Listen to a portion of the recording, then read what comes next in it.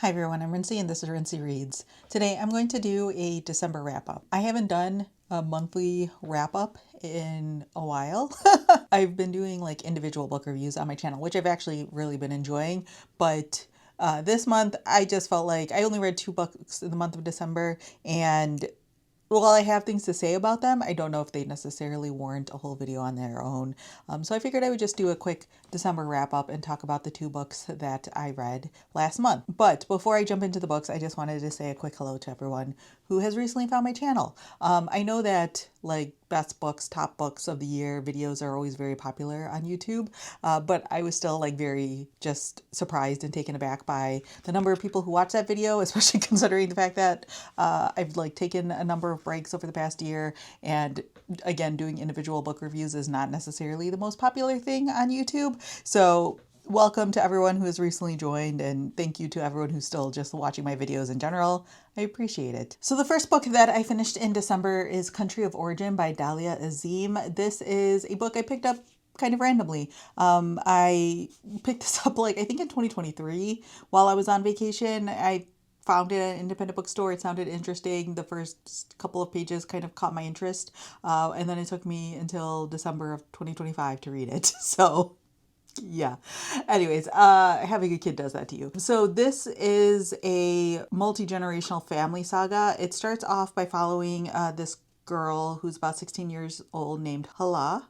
I think it's Hala. She lives in Egypt, and she is the daughter of like a military general. So she lives a very like well-off and privileged life, but she doesn't like fully comprehend that. Like she doesn't recognize like what's kind of going on in the broader world, and especially like what's going on politically within her country and the privileges that she has and things like that. And then she ends up meeting this young soldier who is invited to her house by her father, and he comes from a very different like social class. He is much more involved politically and things like that, and the two of them meet, fall in love, end up running away to America and getting married and all of that stuff. That decision like has like major repercussions from there. And then you jump forward a little bit in time, and you follow the point of view of her husband, but more importantly, her daughter. So overall, I enjoyed my experience with this book. It takes place over the course of a few decades, starting off in like 1950s Egypt. And like while you're in that time period, you read a little bit about like some revolutions, like political revolutions and things like that that happen in Egypt. And the reason why Hala ends up running away to America is also because like she doesn't want an arranged marriage, and she, there's discussions about the implications of that and her wanting a little bit more choice and freedom in her own life. And there's a lot of like implications in terms of like what's going on politically, and how Hala really has no idea of like what's going on in the world and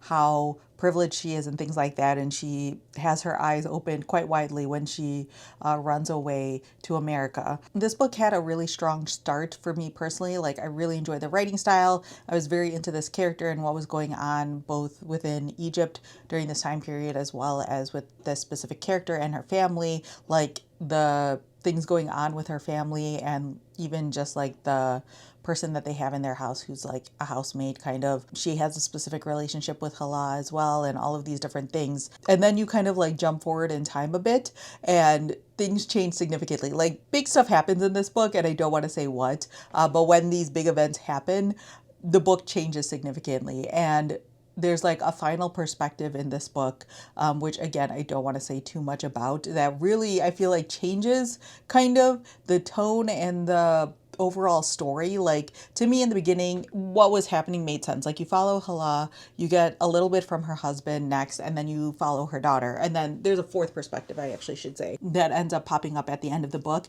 And I felt like that kind of changed the like scope of things and view of things. And I don't think that it was necessarily like a necessary point of view. Gosh, it's really hard to talk about this book without getting into spoilers. But yeah, overall, like I gave this a 3.5 stars because I think that there's something really good and interesting going on here. But I think that the ending left a bit of a sour taste in my mouth, and it fell into the issue that I have with a lot of books where it has all of these perspectives, but I don't know if all of these perspectives are necessary or were necessarily interesting to me. So yeah, overall, I would recommend this book, and this is an author who like I'm intrigued by, and if I see something else from her, I would be willing to check it out. I think that if you're someone who enjoys like multi-generational family stories like that, or if you enjoy books that also talk about like political and historical events to a certain degree, then I think this one would be worth picking up. There are some really interesting plot developments and character developments and things like that I didn't see coming at all at the beginning of this book, and that keeps you intrigued and kind of keeps like a reader, I think, hooked to this book. But overall, I feel like the ending just didn't quite stick the way that I wanted it to. And then the second book I read in December was Detective Aunty by Uzma Jalaluddin. This is an author who I've really enjoyed in the past. The other books that she's written, I think, have all been like contemporary romance books, and some of them have been kind of like loose retellings of classics. So she wrote Aisha at Last, which was loose retelling of Pride and Prejudice. There's Hana Khan Carries On, which I think is a loose like retelling of You've Got Mail. And then there is Much Ado About Nada, which is a loose retelling of Persuasion. And I think she has like another one that's like a holiday romance, but I haven't read that one.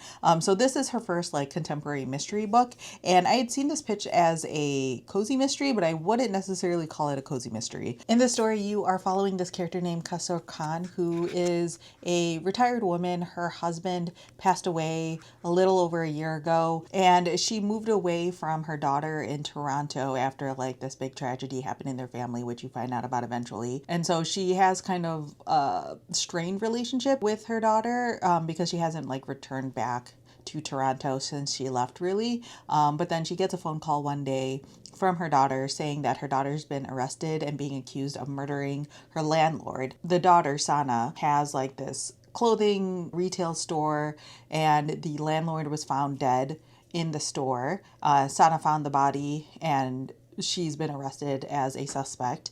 So Kasur Khan returns back home, returns back to Toronto to help out. Her daughter has 2 kids of her own. She's married, but her husband like travels a lot for work and things like that. And so when she returns, she realizes that like the neighborhood and area that she grew up in has changed a lot.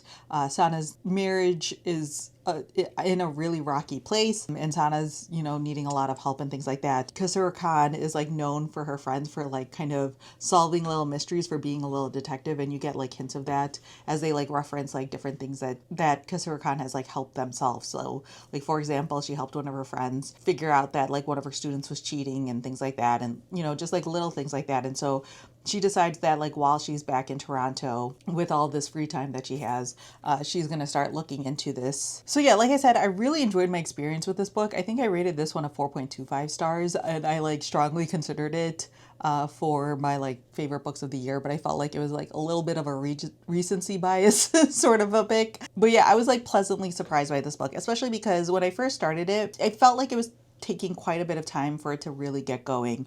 There's a lot of like family stuff going on here, which is why I wouldn't necessarily say this is a cozy mystery. There's a lot of discussions in here of like not crazy dark topics, but like difficult situations and stuff like that. It has a lot of more emotions and difficult topics that it goes over than I feel like a typical cozy mystery does. I would say this is closer to like just like an amateur detective novel. I feel like Uzma Jalaluddin with this book creates this really great like community of characters that feel very real. Like this feels like a real immigrant community in a Toronto suburb. The things that they're talking about are very relevant to Toronto specifically, but also like immigrant communities around the country, or in North America in general. With mysteries like this, there's obviously some level of like things coming to the main character that might not necessarily be super realistic, but I felt like for the most part, I feel like just calling her Aunty. Aunty didn't have like the easiest time investigating this stuff, even though she is a part of this like community to a certain degree. She's burned some bridges. There's a lot of new people around, so there's a lot of like trust that needs to be built. And overall, I found the mystery itself to be pretty surprising, like the whodunit aspect of it I didn't see coming in terms of like the final answer and the final reveal. This book is listed as like the first book in a series, and there is like an aspect of the mysteries of this book that was not completely solved. So if you want everything to be wrapped up in a bow by the time you finish this book, there are a couple of details that are left open that are meant to sort of lead into the next book in the series, I believe. So just know that going into it. But yeah, if you're someone who wants like a true cozy mystery where there's like fun and hijinks and like a relatively light atmosphere to the whole thing. I don't think this is it. I also think this one has a little bit of a slower start to it. Like, I almost gave up on it, but I kind of was intrigued enough to want to keep going, and I also kind of trusted Uzma Jalaluddin as an author because I've read so many of her books. Like, I thought, like, there has had the potential of being a miss for me because she was switching genres, but I feel like by the end of it, she did a really good job of like wrapping everything up, bringing everything together, and creating this world that if she ends up writing more books in this sort of world and with these characters, I would definitely pick it up. And I feel like Uzma Jalaluddin also with this book kind of showed me that I think she's going to be considered a favorite author of mine now because every book that I've read of hers, I've really, really enjoyed. I think what she does the best is create really great characters who are complicated, who go through difficult things, and you see them working through that, working through their complicated relationships with the people around them and trying to do better on the other side, which is something that I personally really enjoy to see in books. So yeah, overall, I really enjoyed this book. Like I said, I gave it a 4.25 stars. By the end of it, I was really enjoying myself, and I really liked sort of everything that she built up over the course of this book. So yeah, if you like amateur detective stories, I feel like this is one to put on your list. So yeah, those are my quick thoughts on the 2 books I read in the month of December. Let me know down in the comments below how your December went. Typically, December is not necessarily my slowest month in terms of reading, but this December was just very busy, very crazy, and I had, limited time to sit and read. And so I'm glad that the 2 books I did pick up, I ended up enjoying. But yeah, let me know how your December went. If you read any really great books last month, feel free to leave those as recommendations down in the comments. Or if you have any questions, feel free to leave that down in the comment section as well. So yeah, that's all I have for now, and thanks for watching.